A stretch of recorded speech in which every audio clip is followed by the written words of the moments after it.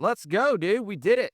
Episode number 4. We're back live in the flesh here in Gainesville for another awesome, fully loaded podcast. So, we are going to build on what we talked about last week, which was being safe, which is what?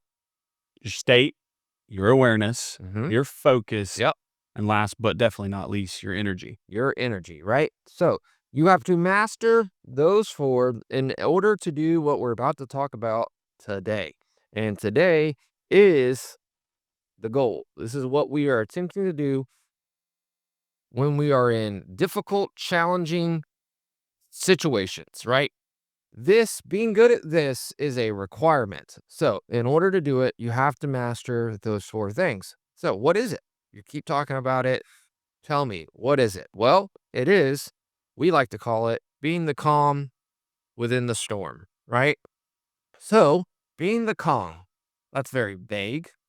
What do we mean by that? You want to tell the audience what we mean by the calm? What is the calm? What does that mean?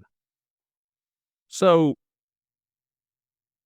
I used to think that being the calm meant just not going off the rails, like not going and not getting put on the news or, not reacting and doing something extremely wild that, one could say, man, what happened? Like, what got into them? But really, as we've dug into this and then trying to apply it, it's in the little things. It's in the moment by moment. It's in the hey, this whether it be excitement and then you're able to balance that excitement with calming down and just being calm.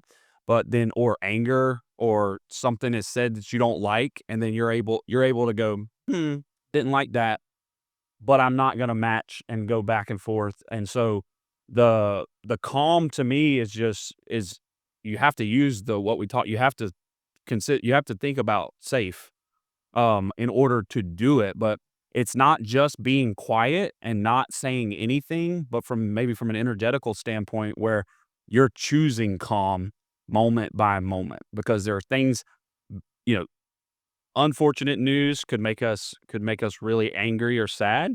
And then really exciting news could take us way up on the scale to a higher frequency. And to me, it's the moment by moment choice of, you know, being, we talk about a lot, like calm alert is like one of our like flow state. Like that's when you're not in a spaz energy, but you're alert. So you're aware. Your awareness is, I'd say, tightened, like your higher frequency on awareness, but not so much that you're just like glitching out all over the place. You're in a calm alert state. So that's what it means to me. What about you?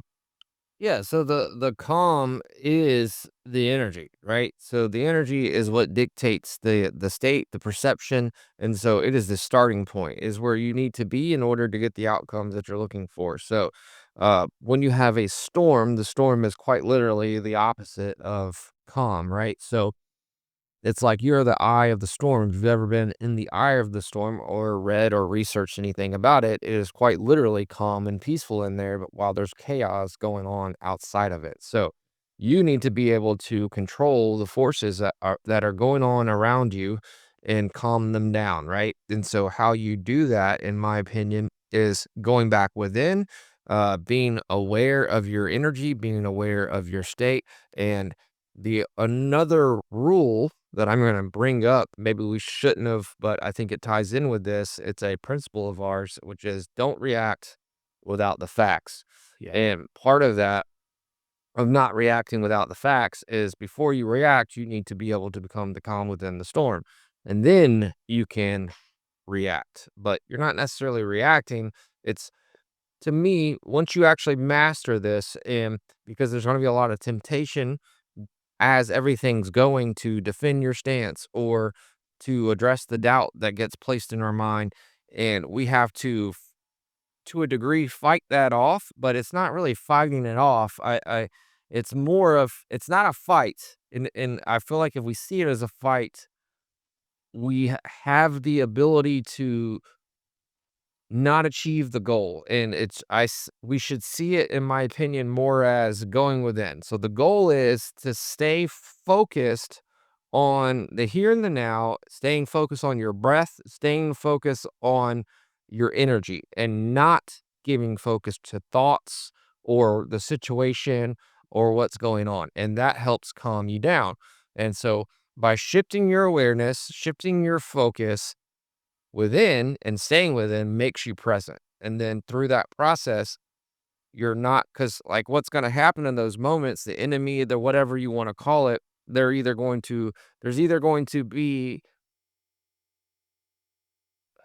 thoughts that are trying to penetrate your brain of doubt or trying to spark anger or get you to react in some shape, form, or fashion, right?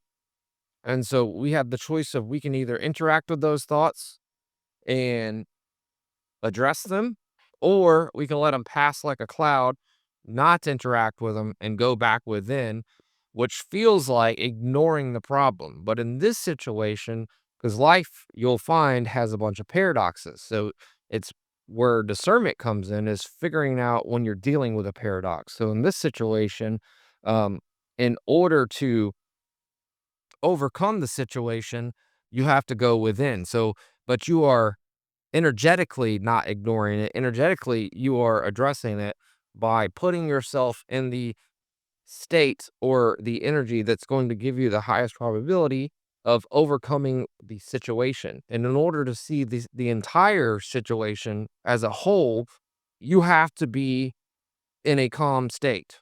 Like, or you're not going, because then if you interact with the thoughts, you interact with the energy, you interact with the situation, and you give it your energy, it's most likely going to pull you into the energy of the situation. Well, if you're in the energy of the situation, you can only see to that slither, that pie of the situation. Your state is only going to allow you to see the variables that come from that. What's going to give you the highest probability of seeing everything is being in a calm state. Now, where you said um, calm and alert or peacefully alert state, that it is an advanced state. So we have to first get the calm part down. Once we're good at the calm part, then we can start pairing that with the alert. The alert reminds me, or if I was going to give you a visual representation of what that looks like, would be like um a monk or like Bruce Lee or somebody where they're extremely calm, but they're able to move very fast. They're processing everything at high speeds, and you can see that they're extremely calm, but they're also very present. They're very alert. They're very like you can't just sneak up on them because their awareness is expanded throughout the entire room, and so their consciousness is viewing or receiving reality at high frames per second, right? So that's the alert piece, right? It's just that we are receiving or perceiving reality at high frames per second. What allows us to do that is the peace, the calm. Why? Is because in order for something to raise its vibration, there can't be any friction. If you're holding on to something or you're putting thought towards something or you're derailing and not working on removing the friction, then you are creating friction and you are slowing down the rate in which you can perceive reality at high frames per second. So you have drastically decreased or derailed your ability to perceive reality at high frames per second. Once you're able to receive or perceive reality at high frames per second, you're able to perceive or receive downloads. And those downloads are usually going to give you the answer. They're usually going to give you the path forward, what you need to do. But you only get them in those moments where you're present, you're in the here and now. And then it's just once you've done it once, you become hooked and you realize that is the way. I'm like, that is how I handle these situations. And I just got, you're not going to always get it down. But even if you get it somewhat down, even just by not reacting, that in itself you didn't make the situation worse, right? Nah. And so you have the ability to overcome it just by doing that alone. But if you can get good at being present, being aware of what's going on, clocking the thoughts, letting those go, and rolling your consciousness back within, and then centering, becoming calm, taking control of your mental state, taking control of your body, and centering back in, everything slows down. And then once everything slows down, you can see everything and then you'll know exactly what to do. But what'll happen is we'll have doubt or we'll have worry or whatever that we're not going to respond or yes, you're right. If you entertain those thoughts or you let those creep in, yes, you have significantly decreased your chances of being able to overcome the situation. Now, there's a caveat to this. Just because you attempt to do what I'm saying doesn't mean that you're going to pull it off or things are going to end well. That's not what I'm saying. There is no guarantees in life, is what I'm saying. So we first must agree to that. If we don't agree to that, then we can't really go any further. Like This is we're all not just increasing the probability, correct. and that if and most of we don't like absolutes, but this is going to improve the odds or increase the probability, and that's it. And that's where we have the filter. I mean, we kind of are reminding each other, reminding teammates, screen when we it's something that we clock and when we're screening for interviews, when someone speaks in absolutes, it's a trigger or it's an indicator of, oh, we need to address that because very often if it's everything is about probability and you're not going to be able to remove all the risk or say, I do this always. No one expects that. And there's levels to everything. So once you get level one, where you're consistent with that, but that's the thing. Consistent means you do it more than you don't. That's it. It doesn't mean that you're perfect. Mhm. And I think that's something that I can relate to. I've struggled with because I'll get a lower energy because I let the thing happen again or I entertained the thing again as if it wasn't supposed to happen. And I'm frustrated, but guess what? While you're frustrated that you missed the mark, it's that energy's you're weighted down. You're frustrated. So you have to just go, good, I missed, but what allowed me to hit more than I miss? Let me focus on that. And I think you're really the good is a real world practical. I think uh tying that in is I think by someone saying like when things are not ideal and we throw a good, it gives your body or it gives the group a little bit of like, hey, good. Whew, calm down for a second. Let's collect all the facts. Let's discuss some options. But that good is a verbal indicator or a way that you can just kind of settle in, calm down. Let's evaluate. Let's make a good decision. And then sometimes time sensitive stuff needs a time sensitive answer, but there's always time to pause and calm for a second. Sometimes you don't have days or weeks to make a decision or react. Sometimes you got to react in a minute, but there's always that 5 or 6 seconds to go. There's always time to take time to save time. Yeah. And we got to remember that, and that we let our anxiety and our sense of urgency make us feel like that's not a thing. We need to pause and we need to immediately know that, hey, we're like the fact that we even thought that should be a warning sign, should be a gauge going off. The check engine light should be going off in the car. Like that's a problem. Like we should like, oh, whoa, whoa, checking. Hold, Like hold. let's pause. Let's not react to anything. Now we need to actually take time so we can save time. And part of saving the time is just getting our energy back in check, right? And clocking it. And step one is even being able to realize and index your energies in the first place of like knowing what's what and what calm feels like when you're not in it. And then for me, what helps me, it's less about actually knowing the energies and it's knowing the things that come from the energies. Those are the things that I clock and let me know that like, and it allows me not to lie to myself because I've been observing it for so long. I know what comes from those energies. So as I start doing those things or thinking those things, I immediately don't lie to myself and try to act like, "Oh, no, you're not in that energy." No, yeah, yeah, I am because that's what comes from that energy. So I need to immediately address and fix that because if I wasn't in that energy, I wouldn't have thought that, or I wouldn't have felt that way, or I wouldn't have wanted to act on that Right. because Yeah. I would have saw it from a different lens, from a different view. So those are my check engine lights. Those are my warning signs. Those are my red flags that are popping up and I'm clocking them. And those are my signs to let me know that, hey, nope, you need to take a pause for the cause. You need to take a big breath. You need to go back within, focus on the breath, be present, and let go of the because those thoughts, as you're trying to do that, you're still gonna get bombarded with thoughts. They're still gonna Yeah. like trying to like, no, no, no, no, no, no, me, and it's just gonna and it sometimes in the beginning until you get good at it, it's gonna get louder and louder, and your ability to go within's got to get stronger and stronger. Yep. As it gets And louder the and louder, you get stronger and stronger of going within, and what you find is as you do that, it's like as if it gets distant. It's like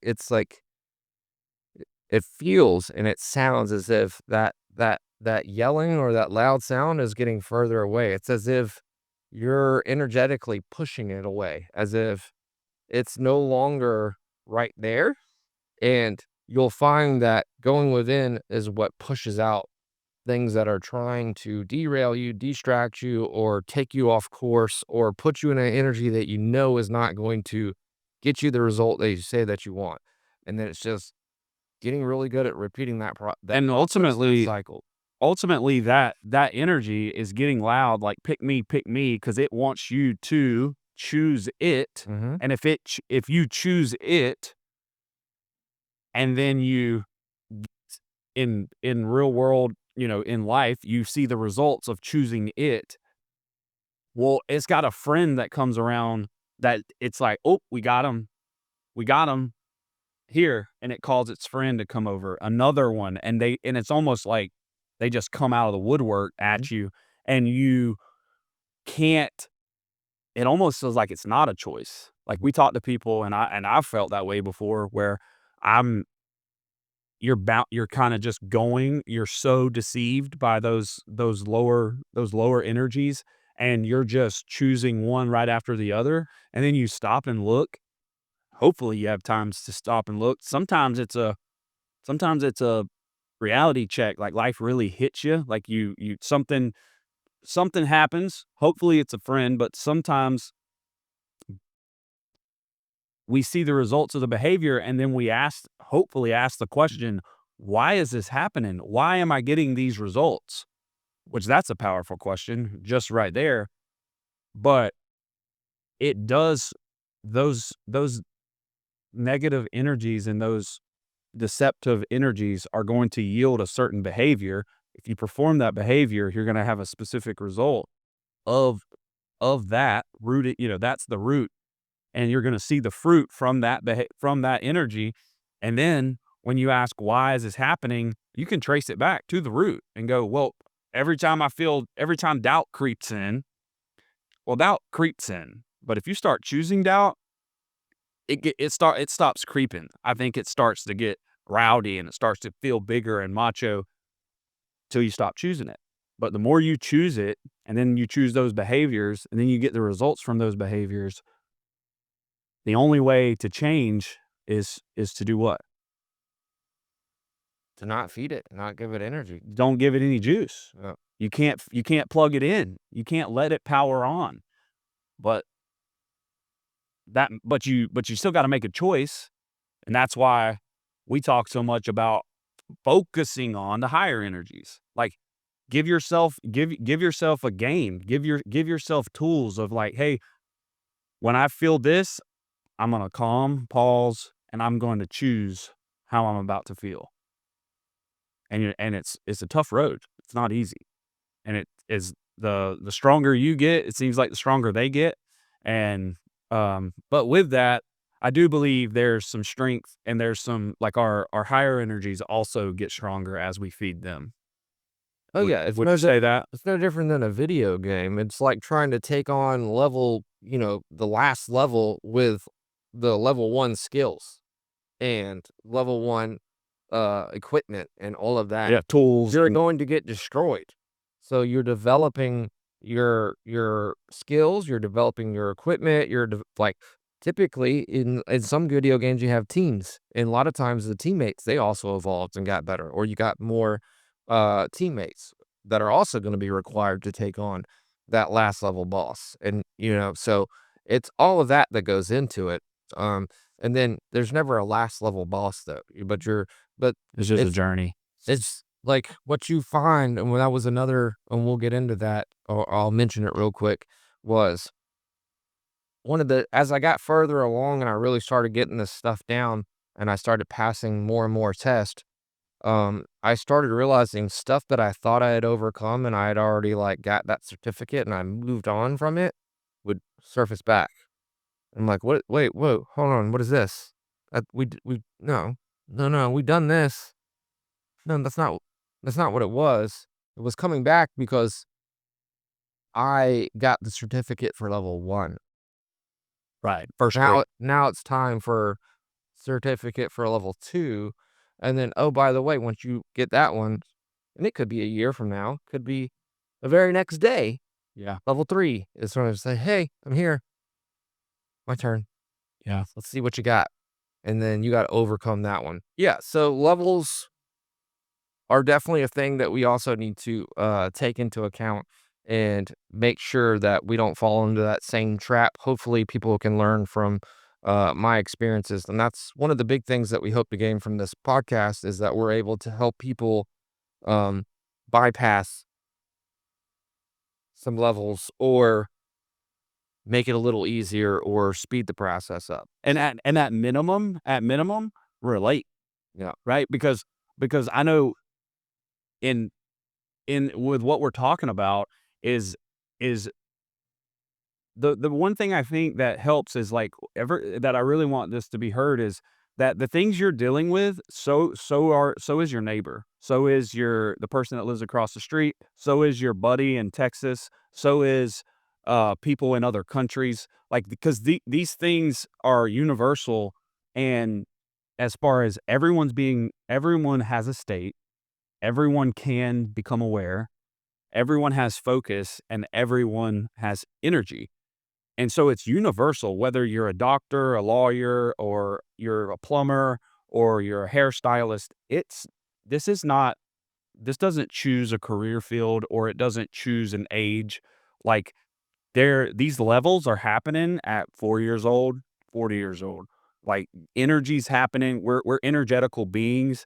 And so I think if nothing else, people can relate because it's when one thing that I find very powerful is when I feel like things are out of control and I can't speak to why, I feel helpless. And then those negative thoughts of why do I even care? Why should I even try? Why should I this? Instead of a more um, postured position of a question, hey, why did that interaction go that way? and and being equipped with being able to speak to, not to be right, but to get a different outcome. If I'm able to evaluate my outcomes and my results, and I'm able to go write my list and say, hey, I like that result, I like that result, but I'm not questioning, I didn't get lucky. I'm able to look at it and go, these inputs, and sometimes there's those wild situations where it's a little more difficult to kind of track it, like, what was the source of that? But I think for the most part, we can say when you put good energy in, you get good outputs, you get good behaviors out. And so I think that's just something to roll into our next topic here is you can't always control the storm, but can you control your calmness within the storm? So we would call that, which we was second to the. So just so we're clear too, we're going to hit on all the things that go into this, that go into being the calm within the storm. Of Yeah, because you can't just say it, right?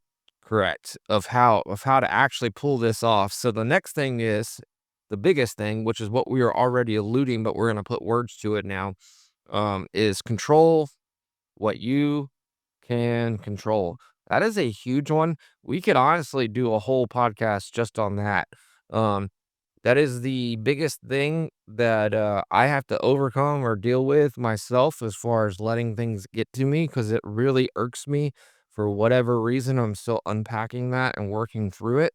Um, when people are consistently bringing stuff to me of things that are outside their control of why they didn't do something or why things can't happen. And I'm just like, man, you have been with me for years and you're still doing that. Like, it's not even, it's less about them and more like I feel like a failure. Like, I feel like, man, I like, I gotta change, like, I'm doing something wrong here because we're still not being present. We're still not focusing on what's in our control, and we like, I have I have somehow made you think it was okay to come to me with all of the stuff that are outside of your control and not mention anything that's in your control, or that it's a good idea to come to me and just start throwing your teammate under the bus.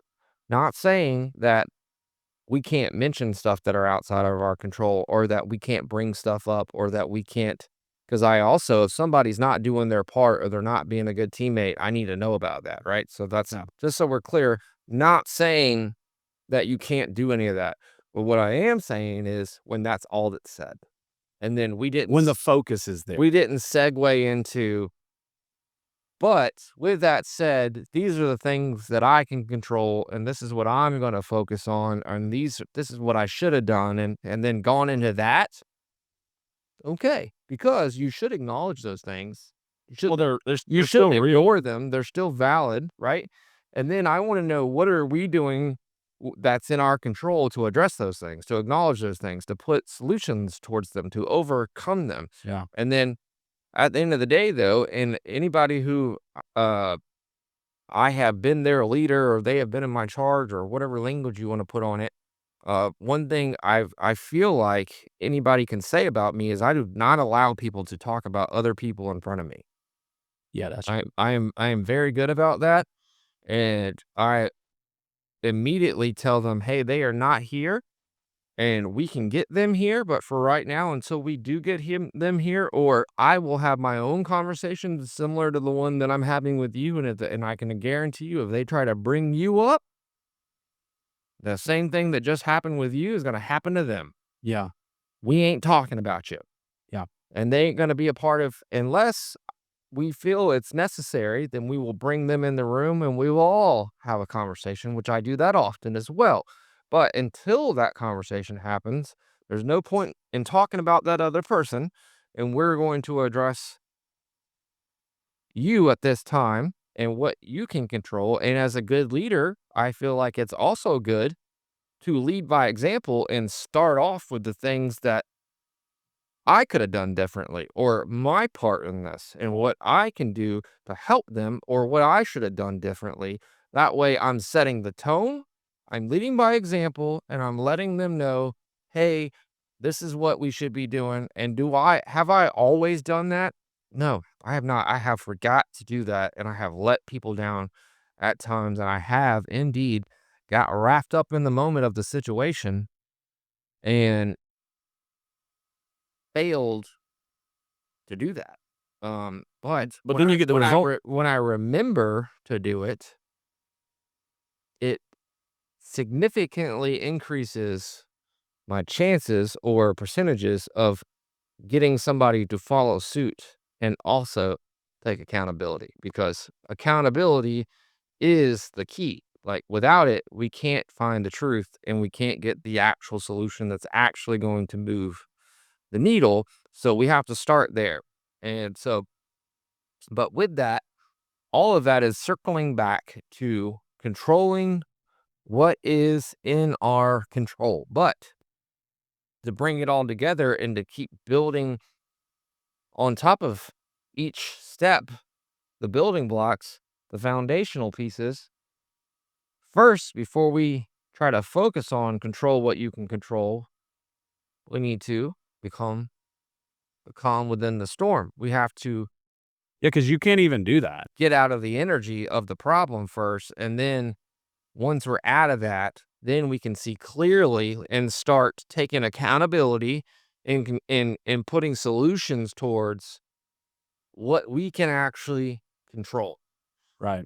And Which is one thing to hit on there is, like, if you're the leader and not always, this could be in a home, this could be in a business, this could be in a relationship even where in the moment, it's not established that you're like, even with your friends, it's not established that you're a leader, but, like, there could be a situation where the person's coming in hot, coming in with a whole bunch of, "It's everyone else's fault." Well, in that situation, if you love them, your goal should be to if you're to serve them, to help them. Well, in that moment, they may need you to lead them, and you may be the one that's first and foremost, let's bring them down, let's get them calm, okay?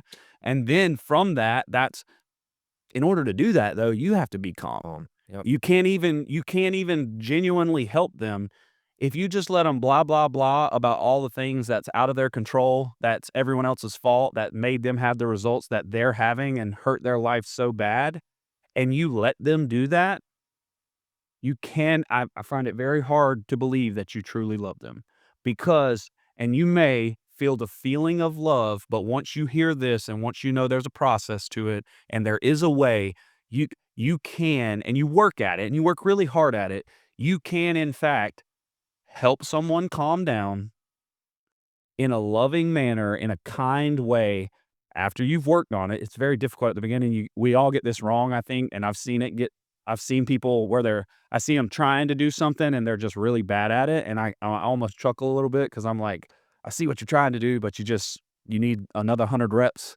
But I love that you're trying, right? You don't, but once you're able to get someone calm, then you can start to, well, hey Carter, I understand, but Ryan's not here. And I really I wanna help you. I really wanna solve this problem with you. I wanna make myself available to you.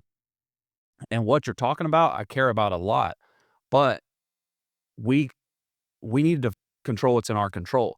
But the as from the leader position, if you can't get to a calm state and you're not calm, you're not gonna be able to help someone else get calm. And then if the people are solving problems and they're not calm, then it's really easy to go into the trap of blame someone that's not here, or let's talk about things outside of our control. But that's why we talked about them in that sequence, because you're calm, you're able to then filter out what's in your control and what's not in your control, right? And then from that point, we can really start getting close to solutions because we're actually, if it's out of your control, what's the point of giving it energy? If it's out, if now sometimes there's vent sessions. I think we've again, this is just a focus, right? This is what we want to be doing more often than we're just venting. If you find yourself having a bunch of vent sessions, or you have that friend that you call to vent to, ask yourself how you're helping them. Now, ask yourself how they're helping you, and if they're allowing you to vent to them, um, thank them for that, but also ask yourself, like, "Hey, how much energy am I taking from them?" Like, they're letting me do it, and I'm grateful to have them in that, to have someone to call, but at the same time, we need to be accountable to what withdrawals we're taking and what energy we're asking our friends to give us if we're not actually just, like, focusing on solutions. Agreed. So I am while you were there was igniting some light bulbs, and so I was writing them down and listening at the same time. But what I got here, so in a thing that you were hitting on, I want to go in a little more to put more emphasis towards it because it's very important is, and I don't think we put enough stock to this because I've heard a lot of people's. This goes back to an episode 1 where I was talking about, so it's me, so people don't feel attacked. So I'm talking about myself. Um, with my relationship, when I really started this whole journey, well, part of it was I asked myself, how can I expect somebody to love me when I don't love myself? Yeah. Now, I said that, but I didn't go further on that. I didn't elaborate on that. And what that actually means is, and I don't think we think about this enough, that if we come in hot or we come in angry at somebody, doesn't mean always, but most likely, we're going to get somebody to react the same. They're going to come back with the same energy. They're going to come back hot, Oh, right? Now, if we are being mindful and before we went to go have this interaction with them, we meditated on the outcome that we wanted. We meditated on how we wanted this to go, how we wanted it to be received, and what energy we were going to need to be in order to get that result. Now, we have significantly increased our chances of getting the result that we say that we want. Now, if we just went in and we went off the cuff and we didn't even do that step, okay, well, then controlling what we can control, well, then that's one of the things right there out the gate that we could say that we messed up on, that we didn't do that, and we should have done that. Cool. All right. Taking accountability for step one. And then, okay, just because you did that step, does that mean you're going to execute? no. No. It just means you have a higher probability of Correct. executing because you actually have a plan, right? What increases your chances of actually executing is all the stuff that you do when nobody's looking, all the stuff that you do in your spare time. Did you go to sleep on time? Are you eating healthy? Are you exercising? Are you stretching? Are you reading books? Are you feeding your mind? Are you meditating regularly? And then are you doing all of those things well? Are you doing them at a high level? All of that stacks into whether when you go to execute that you actually execute. So Right. if the answer, so you hit step one, great, congratulations. But step two, not doing very good on. All of those boxes, you've maybe only checked 3 of them. Which is And the totally fine. no, 100 Like, that's the piece that gets discouraging. It's a absolutely okay. Just it's okay, right? And nobody's saying that what somebody did was wrong, and we get hung up on that, can't and we hear that that's what I'm saying, but I never said it. If we roll the tape back, we listen to it, Carter never said that. And that's what we internally, the thoughts, we let those invade. We let those take us and derail us. And that's not because if you actually took the time to sit down and get to know me, you would realize now that we can derail on this as well, but you would realize I don't subscribe. I do not subscribe, so I do not give energy to it. The right or wrong or good or bad paradigm. I don't subscribe to it. Now, do I think that there are things that you should or shouldn't do, sure. or that, Yeah. yeah, but I don't, instead of seeing it that way, the way I see it is, what is the outcome that you're looking for? Right? Yep. And then that's what determines if it's right or wrong. Right? So I'm not saying that if you're not doing it the way I'm telling you, that you're wrong. What I'm saying is if you have a way that's going to increase the odds even more than what I'm saying, then I think we should prescribe to that because it's going to increase the odds of getting us to where we want to go. So this circles into another thing that I wrote down is when we're in these situations, we often need to pause and remind or ask ourselves, what is the outcome that we're looking for? And then what is our why? Right. Because those things put things back in focus. They put things back into perspective. They ground us. They bring us back into the here and the now, and they remind us of why we're doing something so we're not susceptible to getting distracted with thoughts or being right or the ways of the ego, right? Right. Because it will get us, and the ego is calling itself protecting us, Yeah. right? And we can get into right and wrong of that. But like, I don't demonize the ego. I am grateful for it. I respect it, and I understand why it would see things from that perspective. And that's totally fine. Now, with the ego, when you're in a calm meditative state, you do need to have conversations with it in controlled environments Right. to where it was premeditated, to where you're getting it on the same page, to where you're getting so when the shit's hitting the fan, you're not having to have full blown out like arguments with it. Like we're just executing. It's in concert. It's not going in the opposite direction. It's not derailing you. It already knows what the plan is because we got our reps at practice. Right. And when game day comes, we all just execute. And then, so if we didn't execute, then we go back through the playbook, we go back through the week of practice, and we ask ourselves, well, did we miss practice? Did we have good practices? Have we practiced? What are we practicing? And then, Which all of that is reflection, by the way. If you're not if you're not putting it on your calendar to reflect and making that time important, you can't get into or it's very hard. You reduce your chances of getting into those questions yeah, that really have a lot of juice because when you're going through the days, you have to make the reflection important to get into those questions. yeah, And then that's where the story unfolds of, whoa, I just didn't get enough sleep. correct. But if you're not ever getting curious about why the thing happened, you're gonna feel out of control. You're gonna because you But the main thing too is like, it's not that you did anything right or wrong.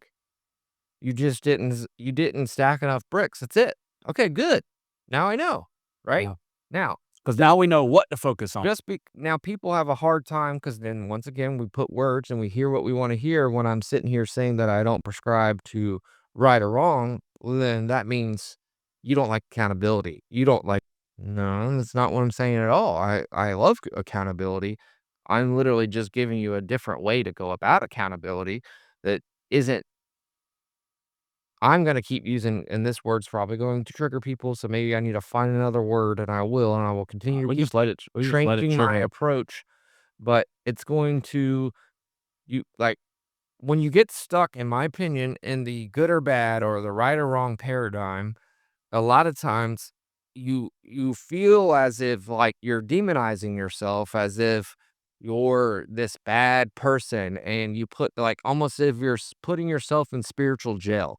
Now, when you see it as percentages and odds and stacking and like, did I it removes all that. It removes the emotional attachment to it and allows you to just move and react and actually execute when you're not stuck in this right or wrong, good or bad paradigm. Because the right or wrong, good or bad paradigm comes with emotion, comes with energy, and anything other than a baseline of a calm or peacefully alert state or energy is going to derail you or significantly decrease your odds of getting you where you want to go. It's not going to help you in any shape, form, or fashion. It is going to handicap you more than anything.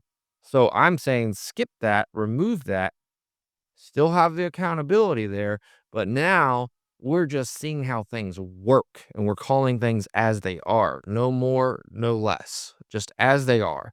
These are the things that go into giving myself the highest probability of getting the outcome that I'm looking for. And where did I get this model from? Honestly, I got it from observing the financial sector and investing. Like, they got it down.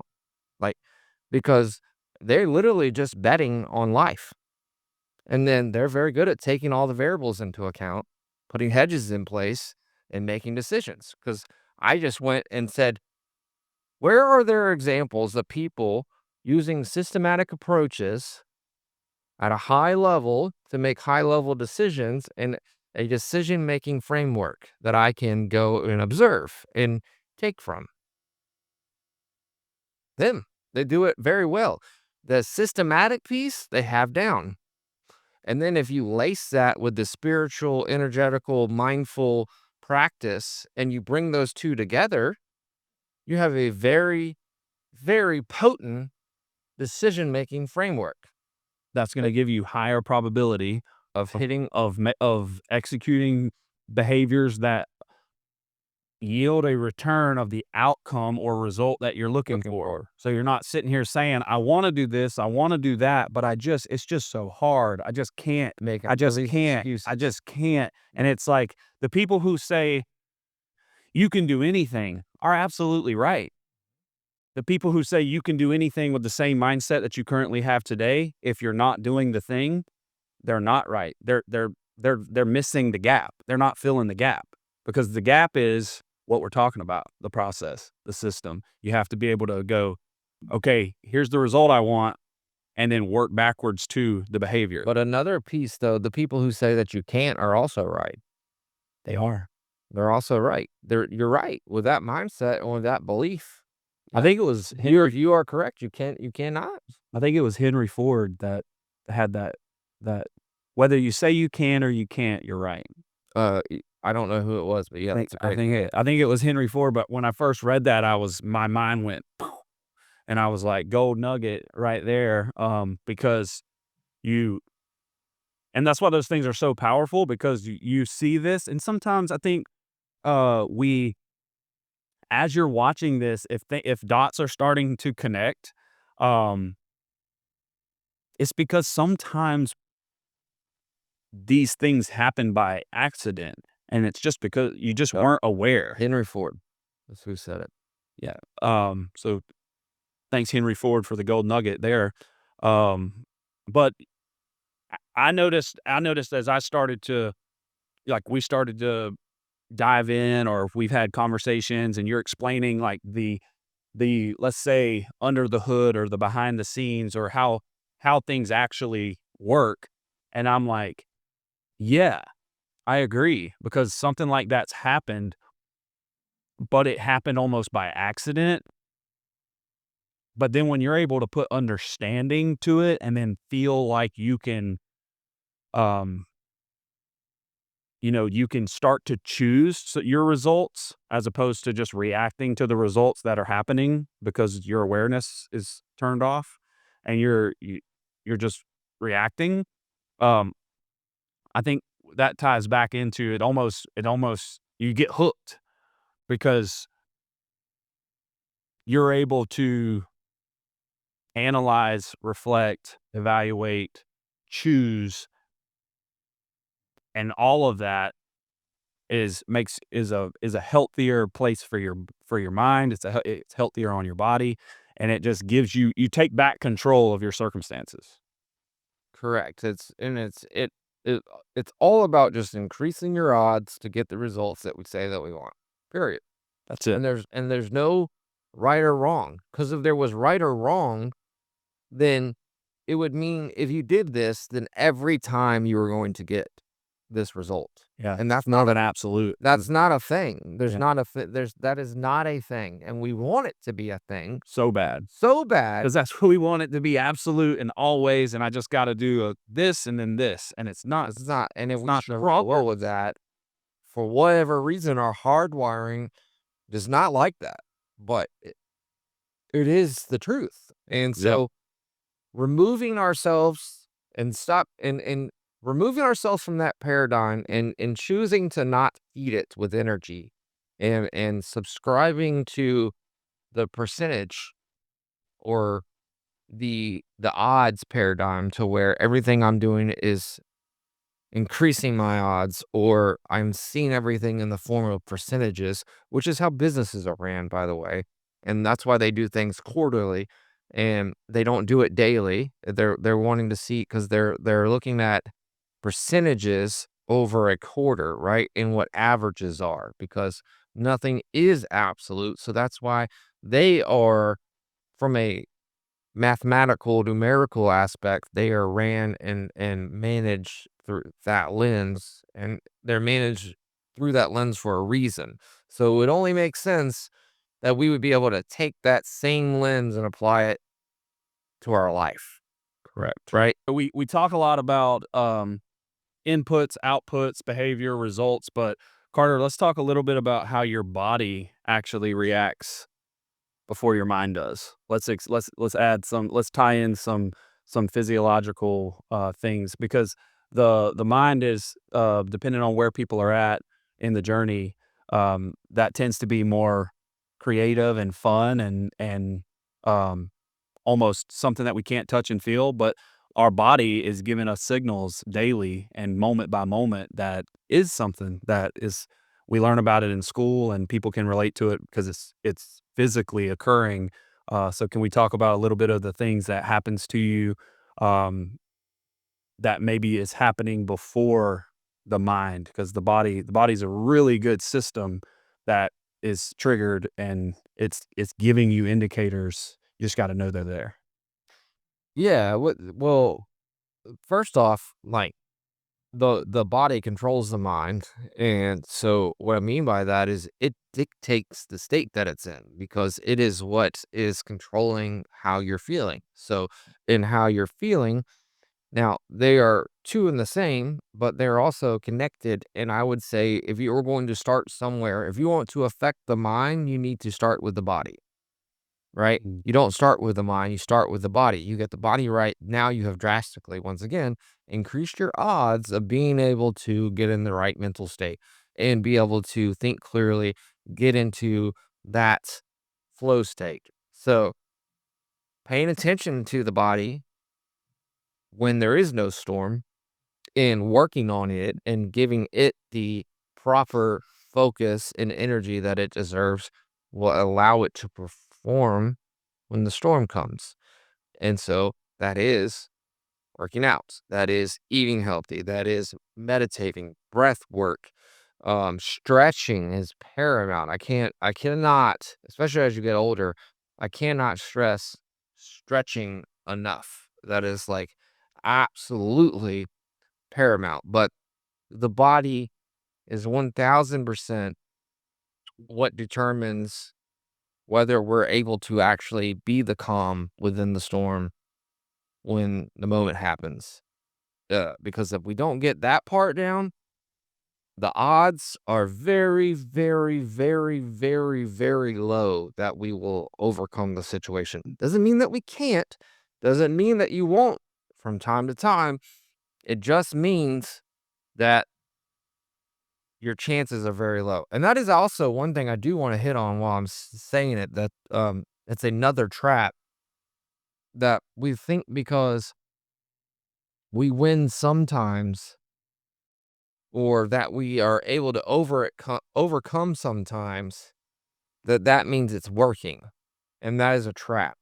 And what I mean by that is because now, A, standards have dropped, and B, we are not executing the process of we need to put a name to it. I don't know what it is yet, but as far as, moving from the lens of what's gonna give me the highest percentage or what are the bricks that I can stack? And if you're not moving from that lens and you're like because it's same with sales, right? You could go out to a sales appointment and everything can go good, it can feel good because you had a customer that was very similar to you, right? And so That made it easier to that made it mirror and way match. easier. But then when you go and you get the customers who are not similar to you, right? Those appointments test you don't go well, right? Most likely Well, because they do. we are trying to use what worked on the person who was like us. In order to be great at sales, we have to be very good at mirroring and matching.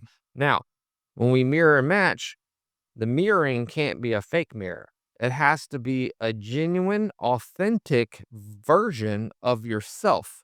And so if they're a certain customer type, you need to be able to put on your version of that customer type, but it needs to be an authentic, genuine version. And in order for it to feel more authentic and genuine, you have to spend time in it. You have to have Yep. reps. You have to practice. You have to practice. You got to put work towards it, right?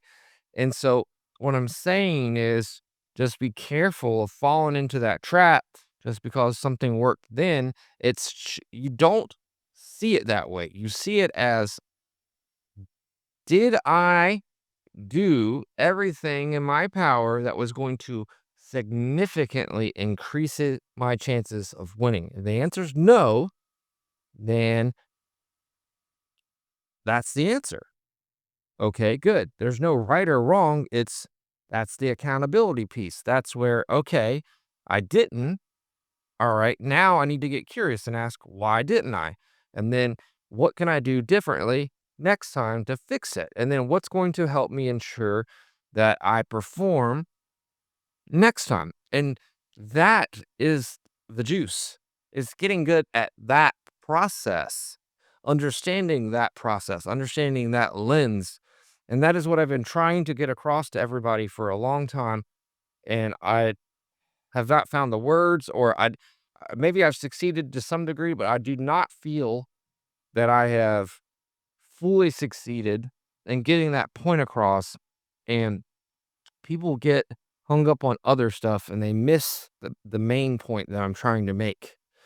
And the main point that I'm trying to make is it's less about that specific action, and it's more about how you're responding to things and how in the lens in which you're choosing to view it through, and then the method in which you're choosing to use to address the issue is more of what I'm trying to get across. I'm trying to give you the formula or the method for success, the lens that's going to help you be successful. It's going to give you the highest probability of succeeding the most times. And that's Okay. it. Less to do with doing it right or wrong. And we get hung up on the specific thing that I'm talking about. And that's like, no, there could be 15 different ways to do that. That's not, we're in the weeds now. We need to be able to see the whole picture. The whole picture is, once again, how we're viewing the picture, how we're going about it, how we're addressing it, how we're seeing it. So, and a big thing that goes into that is the body. The body is very paramount. We need to put more stock in it. And the more stuff we can do to cultivate it, and and like, I'm not sitting here, and here's the other thing. I'm not saying that I got this down, that I am consistently always doing all of these things and I'm not susceptible to anything and I'm Mr. Perfect, and I'm not saying that. But what I am saying is I'm not pretending that if I'm not getting the results that I'm wanting, that it's something else or that it's somebody else's fault, right? I know exactly why I didn't get it. And then I'm consistently putting energy towards addressing it and fixing it and getting a little bit better, getting a little bit better. And that is the difference. You're allowed to mess up. You're allowed to be wrong. It's just all about how you go about messing up. It's about how you go about being wrong, right? Quote Yeah. unquote wrong. Well, And, I think and we that's the juice. yeah. And I think it's really for people really starting um it is you're evaluating if you're focused on self, you're evaluating yourself and you're able to and then use the energy, like spend the time loving yourself. Like spend the time and figure out because like no one else really cares. Like if you really get down to it, no one else really cares. Like we're result driven. We are result when you and I use this example really directly like if someone worked extremely hard to produce a result and then someone worked barely hard, like they didn't put half the energy into it, they just had like say someone else give them the blueprint then when the result of it is the only person that really knows how much effort you've put in or how much work you've put, like how much energy you exhausted to get that result is you. So you have to be doing it for you, and you cannot expect others, because if we're all focused on self and within, that we it's you can't it's a full-time job. It's hard. When you're really focused on yourself and how you're impacting others and being aware of, "Hey, how did I show up today? How did I" you you it is difficult to do that while also, entertaining the distractions is what I'm getting at. And so, really, you just accept that, hey, when you're focused on yourself, you are showing up better and you're showing up consistently. And then when you're able to reflect, you're able to really uh, hold yourself accountable for how you showed up. And that's enough. That should be enough. You don't need someone else to tell you what you did or didn't do. And it's really helpful if you have people around you that care about you and can help you, maybe help point out something that you might be missing. But at the end of the day, you got to be doing the work for yourself. You got to go within, and well, the great part about that is our own bodies are able to give us signals and indicators that you can lean on, and you can spend time getting to know your body, and that's a really cool thing, because there's some people that are really super calm, and maybe they don't drink a bunch of water. Maybe they're not extremely healthy. Well, that can be true, but that person has to put a ton of effort, because their algorithm's off, right? We would say that when you're if you're excessively overweight, or excessively putting inputs into your system, into your body, that like a ton of sugar and things like that, it's not to say that you can't be calm. It just means that it's really, really difficult. It's if you're not taking care of the system and the body, you have decreased your odds of being able to be in control, maintain the things that are gonna give you the highest probability. Like, it just would you agree with that? It makes it more difficult when you don't get enough sleep. The game changes. It's harder to pull off the same behaviors and the same thoughts, and to keep that state at the forefront, because you're tired. So you have to put a lot more awareness, a lot more focus to it, because you have set yourself up not for complete failure, but you set yourself up for a hard day because you didn't get enough sleep. And so there's people that the more you do it, the better you are at it. I think um, people with young children, or people who work multiple jobs, like they get used to it.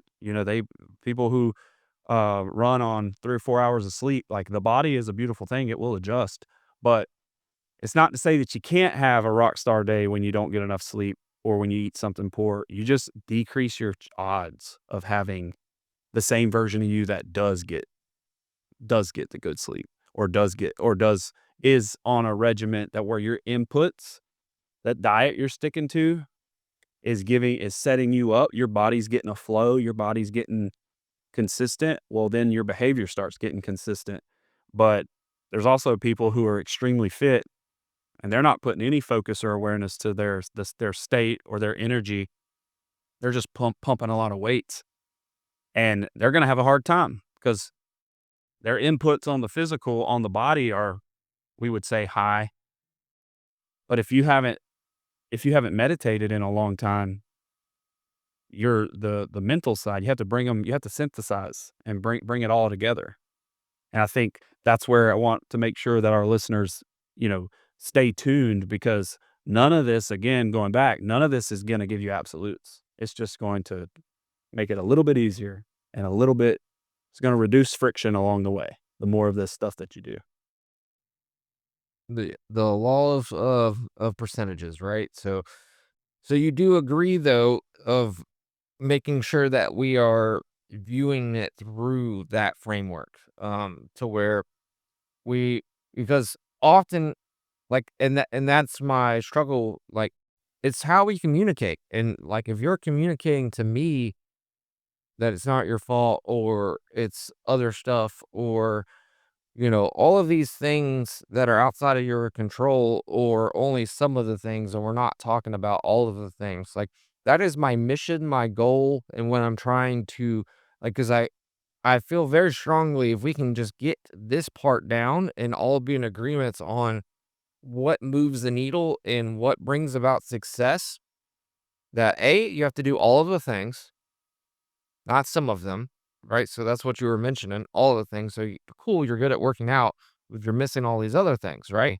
And so you're only going to be so good. And then it goes back to what are your standards? If you have okay standards, then maybe that's good enough for you, which is fine. Once again, no right or wrong answer. But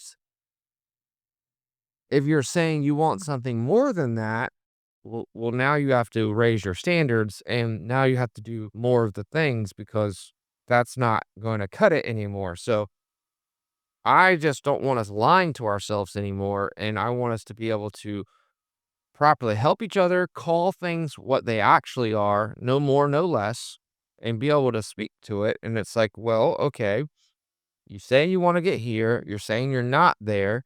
Okay, well then, what does your day look like? What are you doing? Okay, cool. You're hitting all these boxes. All right, let's grade ourselves. How well are you checking those boxes? Yeah. Right?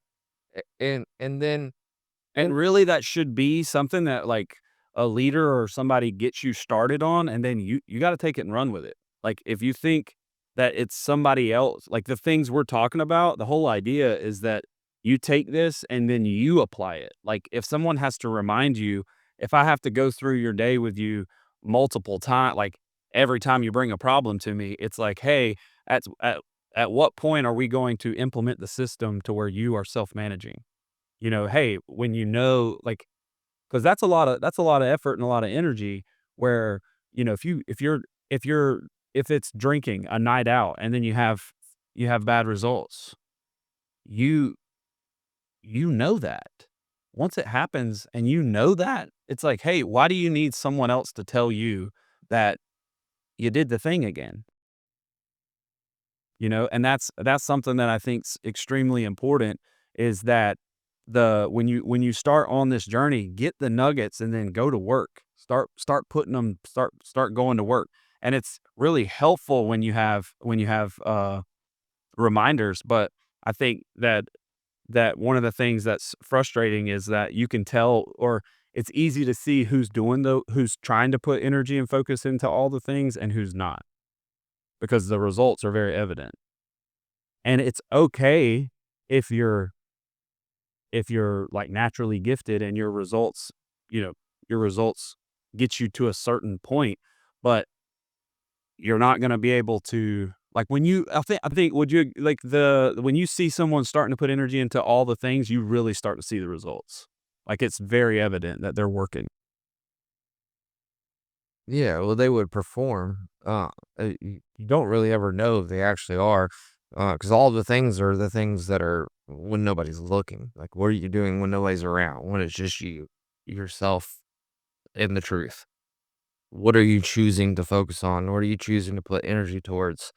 And that all of that determines how you show up on test day, on game day, on when it's time to perform. Are you able to perform? To what degree were you able to perform?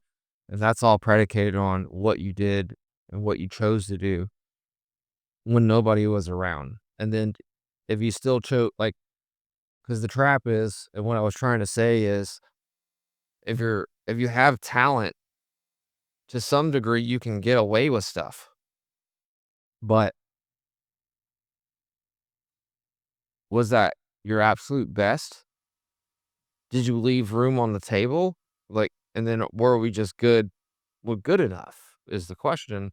And then if we are leaning on it, clock it. And then what I find is usually when I clock stuff like that, me personally, I'm not able to change the behavior right away. It requires me, it's usually like 2 weeks, sometimes a week, sometimes a couple days of consistently saying, so this is what we're doing. So we're not going to change this. All right. Well, this is day 3, brother. Like, Like, Yeah. so are we saying that we're good with that? That's like, what are we doing here? And you have to be willing to consistently call yourself out as long as it takes until you actually change. And I don't have, it depends on what it is, depends on the thing of how long that takes. And then we can get into like, why can't you, like, now you're lying to yourself as far, like, why can't you, like, you caught it, then make the change. Okay, cool. Well, let's go see how well do you do that? Yeah. Because I'm pretty sure you're probably worse than I am. Because A, I'm acknowledging it. B, I'm working on it. And B, I have a system.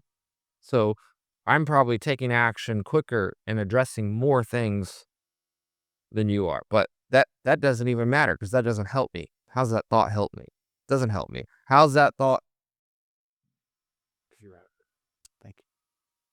How's that thought help you? It doesn't help you. Yeah, it does. And that's another key thing here is a lot of times we're putting energy and and thoughts and awareness towards stuff that don't serve us. And it's being mindful of that, asking ourselves, does this serve me? How does this help me? And a lot of times it doesn't. And a lot of times the answer is it's a waste of time and I shouldn't be putting energy towards this. And it's just getting better at that. And then if that's the case, good. It's okay because we're going to fall short. We got to give ourselves more grace, but then sometimes we give ourselves too much grace. We got to figure out where the center is. But to keep us back on track, um, with being the calm within the storm, the body is a very key piece. We got to make sure that we're doing all the things that relate to the body. Make sure that we're doing the things that are required when nobody's looking, right? And then another key piece into being the calm within the storm is when somebody's trying to test us or the moment is happening, right? And remembering to pause, right? To not react without facts, right? To focus on our energy. The biggest thing for me is just clocking that I'm under attack.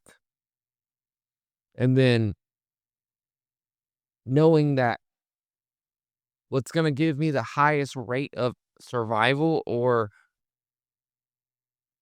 getting the outcome that I want to see, or that's the best outcome for me, is going to be controlling my state and my energy.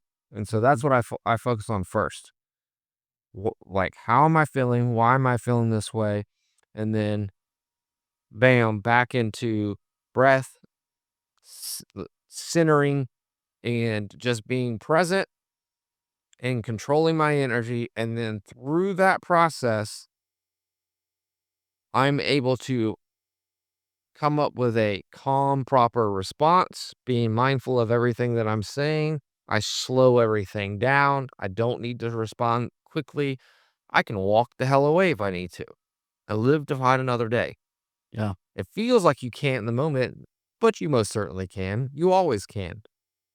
The key in those moments, as far as the pause before the response or the don't react without the facts, is it because there's already an attack. So the goal is, in my opinion, in those moments, a victory within itself is that you just didn't make it worse. Yeah, like, just don't break anything. As long as you didn't make it worse, then that is good within itself. Good. And then as you get better, then you can start learning to Improve. improve, and then you will anticipate the attacks. You will have counters ready.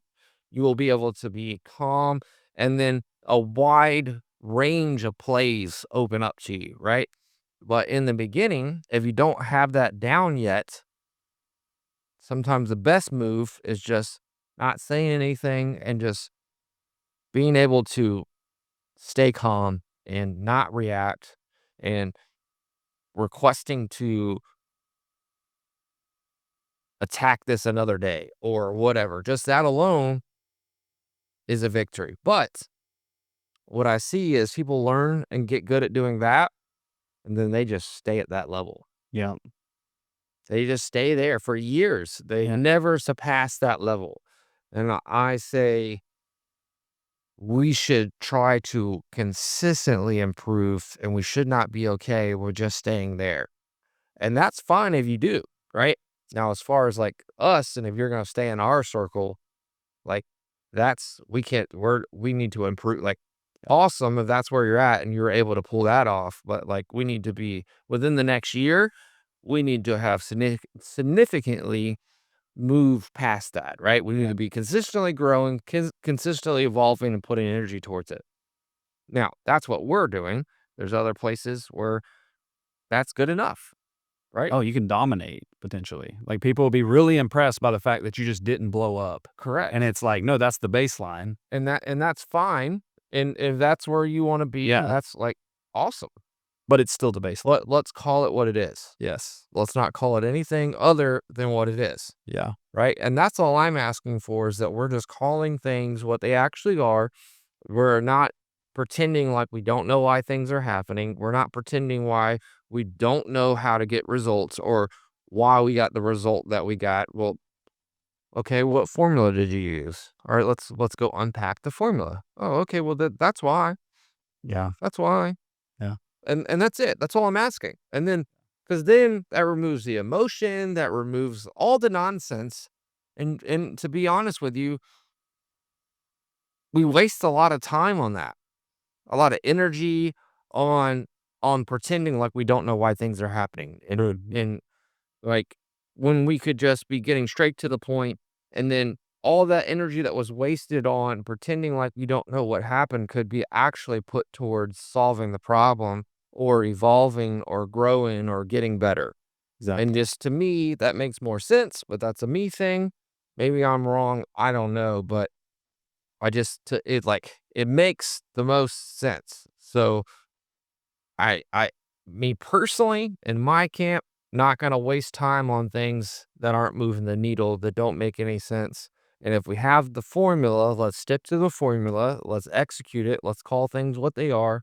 No more, no worse.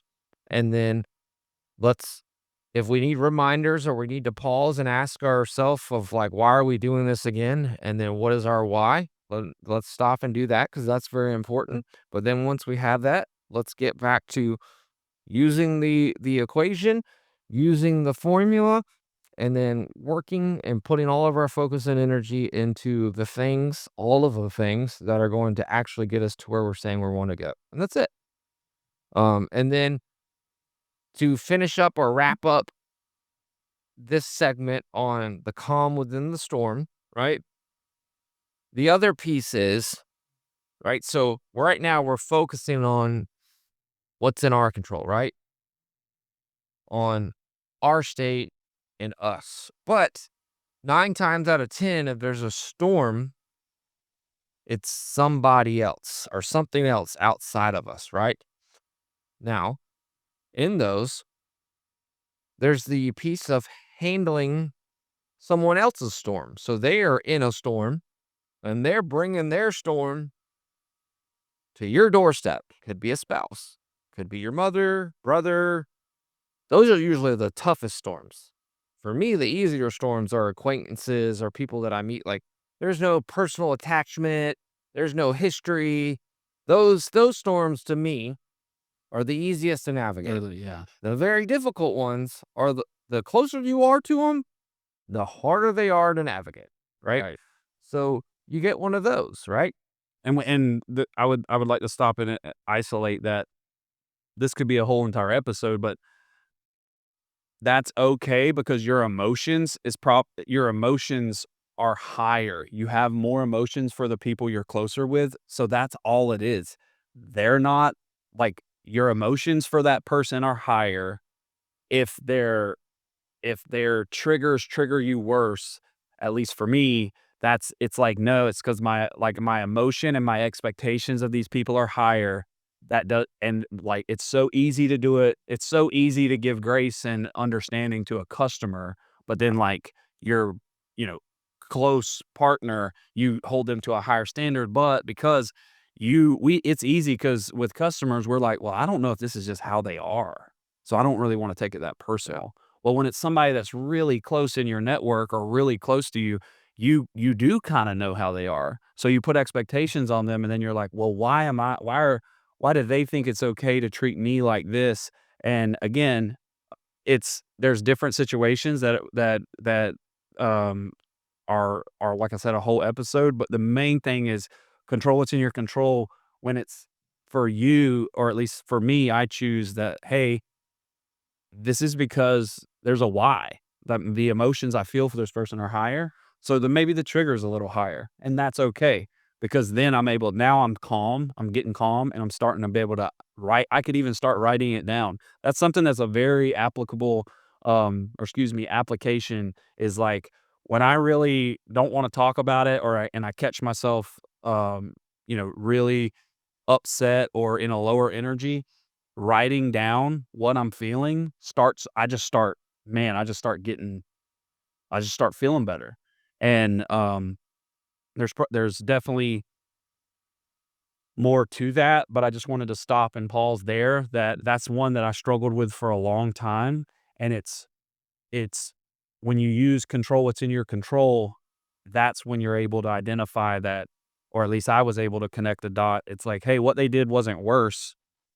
It's just I didn't expect them to do it." So I feel my emotions are heightened because of it. And knowing that you have people like that in your life is very important. And those are the people I think you really spend extra time to make sure that you make the next move accordingly, or that you put effort into it, because there's juice there. There's a reason that these people are close to you. Yes. So in my experience, y the more you care about somebody, the more a reaction or the more they're able to get under your skin, trigger you, whatever language you wanna put to it, the stronger the connection, the stronger the reaction.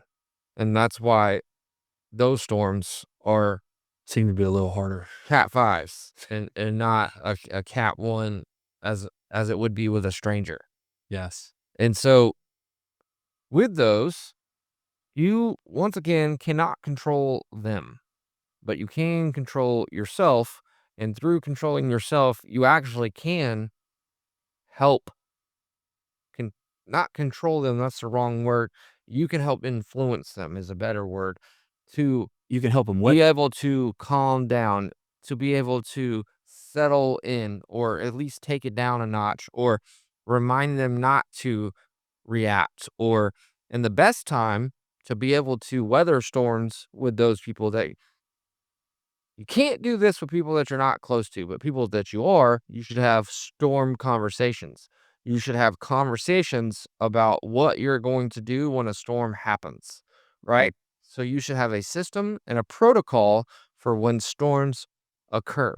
And those are going to give you the highest probability of navigating them without making things worse together. So, what makes it the easiest is the one that's coming home in a storm is saying, I'm in a storm," or acknowledging and It's stating awareness. If awareness. they can be aware of it, that really helps. I'm in like putting like a scale, a score, like I'm in 100, or I'm in a Cat 5 energy, or whatever language or cool little thing you want to put towards it. You need to have that. Now, if they're not clocking it, they're coming in full storm. Now they're going to make you have to say, "Hey, I'm feeling Cat 5 energy from you. Am I wrong?" Right?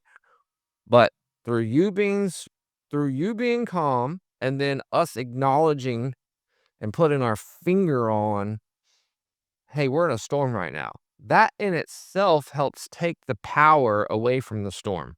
100%. It takes it immediately from a Cat 5 to a Cat 4, right? Okay, our winds are a little less, all right? There's a little more manageable. Okay, now what can we do to take it from a 4 down to a 3?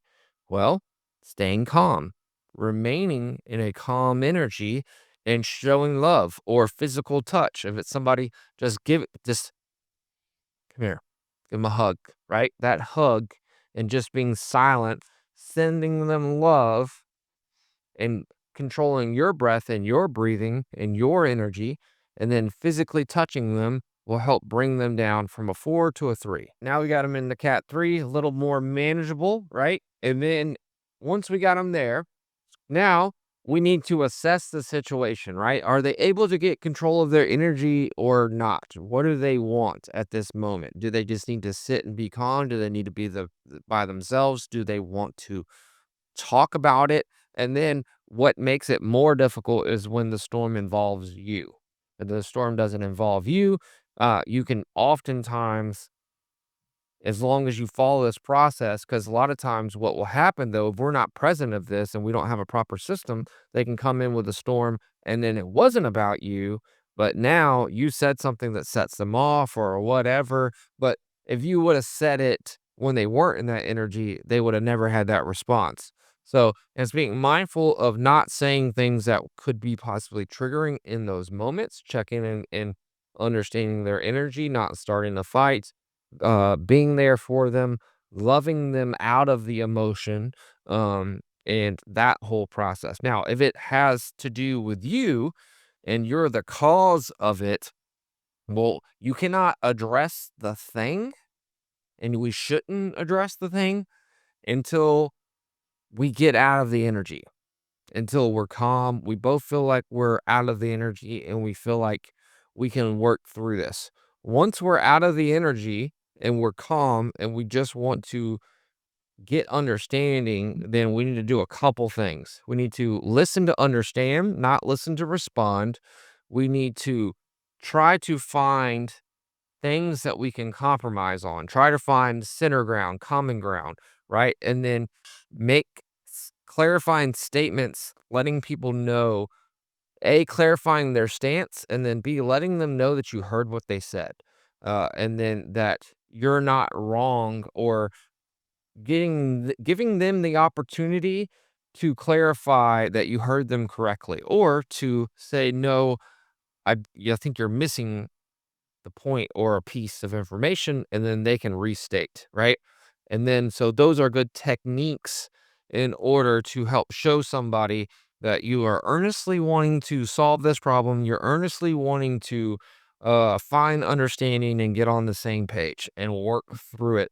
And then the other good technique or tool is taking accountability for your part, or giving people the benefit of the doubt, and then hoping that they will also take lead with that and do that themselves.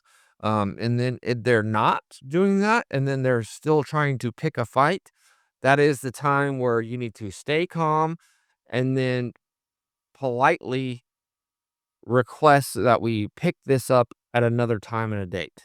Like, hey, I don't think we're making ground here. Let's go and let's breathe on this. Let's take some time. Let's let some time pass and then let's circle back. Yep. Right? I don't think we're getting anywhere right now. But all of those things that I just said require awareness. They require you to be present and aware of the situation, yourself, your energy, your state, your all the things that we talked about last week are required in order to be able to execute the in the here and now. And then whether you're able to pull those things off, or go back to what we were saying, what are you doing when nobody's looking? Are you actually practicing these things? Are you actually putting energy into these things? And that'll determine whether you're able to actually execute. But one of the biggest things I hope people take from this conversation, especially if you're a couple, is that you need to have you need to have like a fire drill or anything like that. Like a protocol. You need to have your protocol. You need, when you're calm and everything's good, you need to go ahead and have that conversation now. And you need to come to an agreement of what your safe words are, what, like, how you're going to acknowledge things, what is the language, what is the scale that you're going to grade the energy that you're in, and then like what is your framework? And if you don't know where to start, or you're not sure, utilize AI.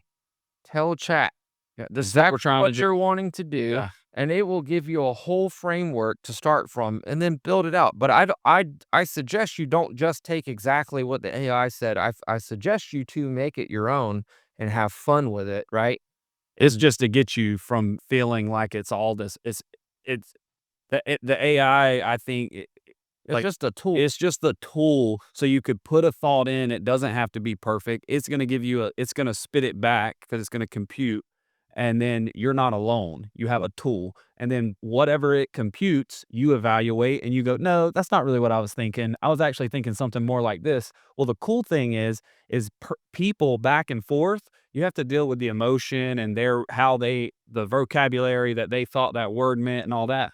Well, if you're the AI can compute so fast that you can get a product that you're happy with extremely fast without having to feel that friction of, "Is that the word I meant to say, or did I mean I said that word, but I said it wrong, or I meant this word." Like, it's gonna give you it's gonna compute extremely fast, and then you can evaluate, and that in itself is really calm. Like, when you're trying you 'cause you're taking action, and you're putting energy towards a solution, and even if it takes you 3 or 4 prompts, your body's starting to relax. You're starting to calm down because 'cause you're taking action, and that's a big point there is, and with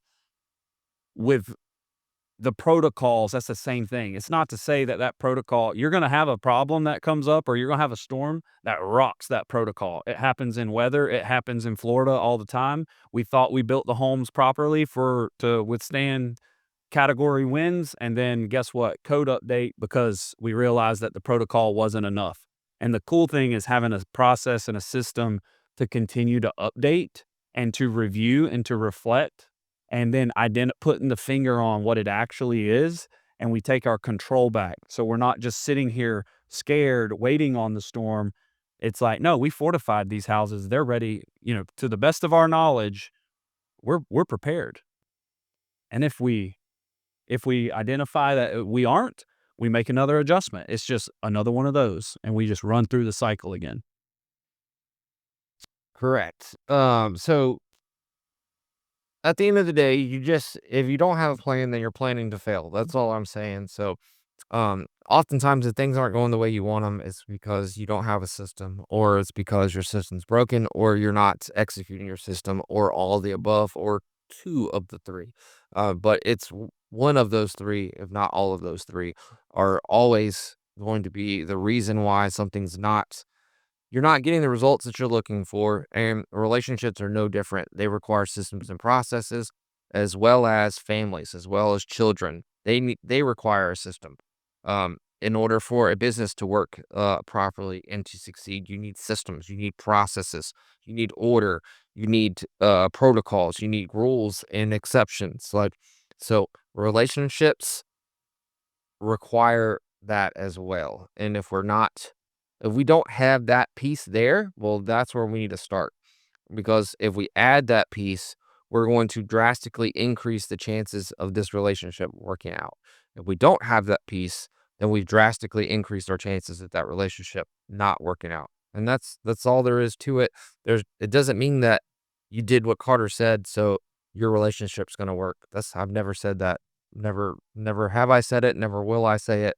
All I've ever said and all I ever will say is that no, it just increases your chances of it working out. That's it, and that's all you can do. So with all that said, I hope this has been very helpful for everybody.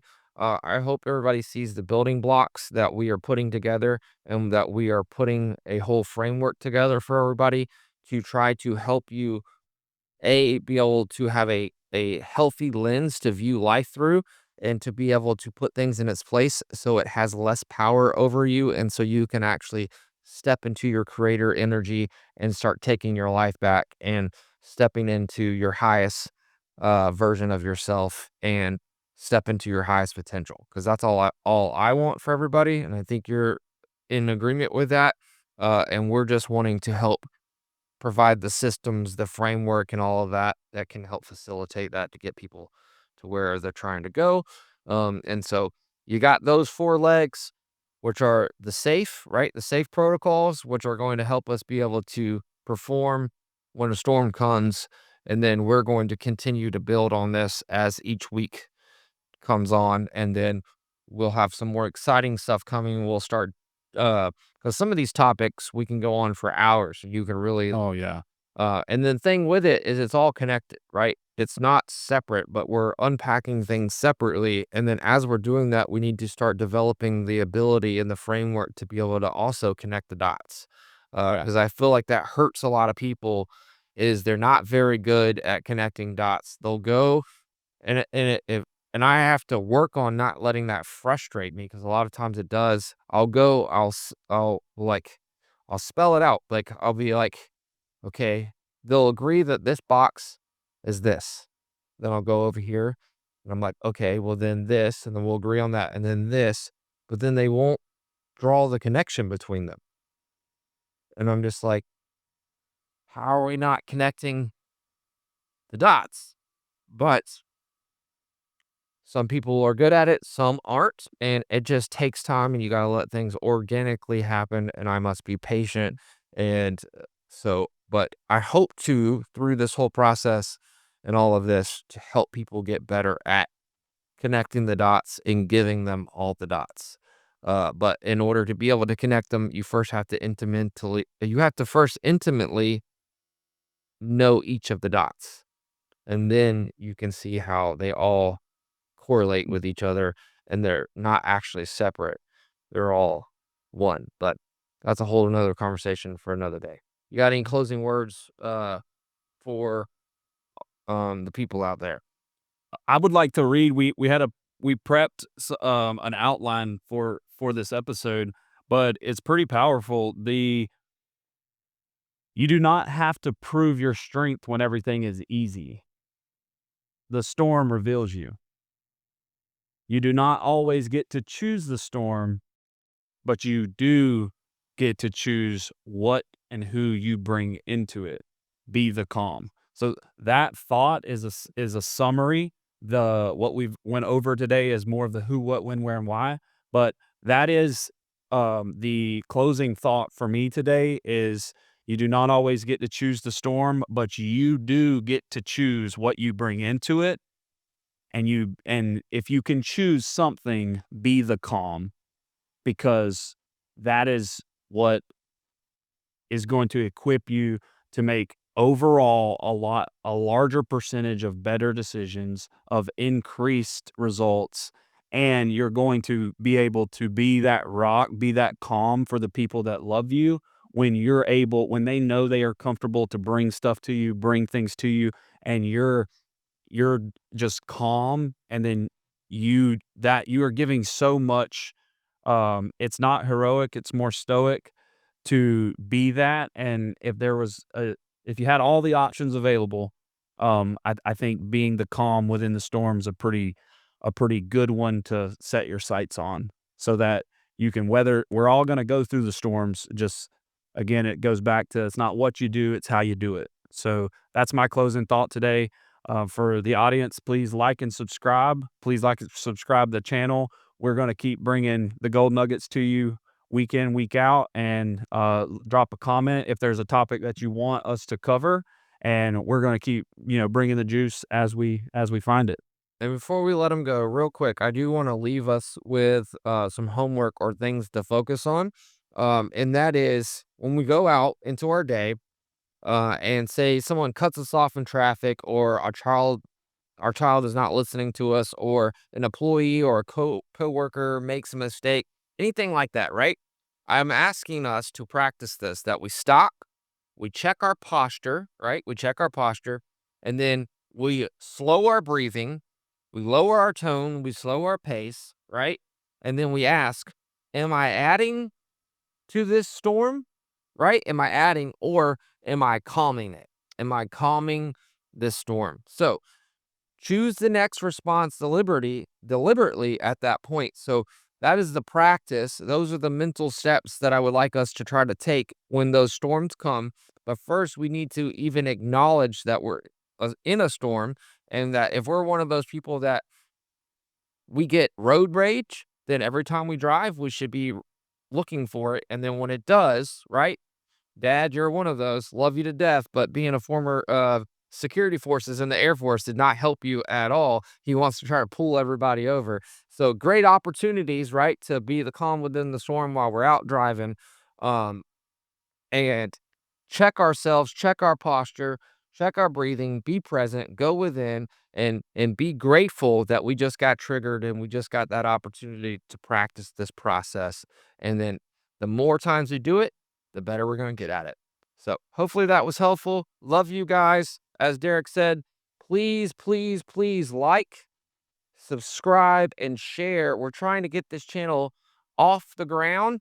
And before we can really get that Momentum. momentum going, it takes our network, our friends, our family, the people who know us, to really support us to help get us off the ground first, so we can establish the channel. So if you guys could, it would mean the world to us, and that's how you can really help us, is liking, sharing, and subscribing to the channel. And if you have any questions, or you want to give us some things that you would like us to talk about in the future, please drop it down in the comment box. We love you guys. Carter out. Derek out.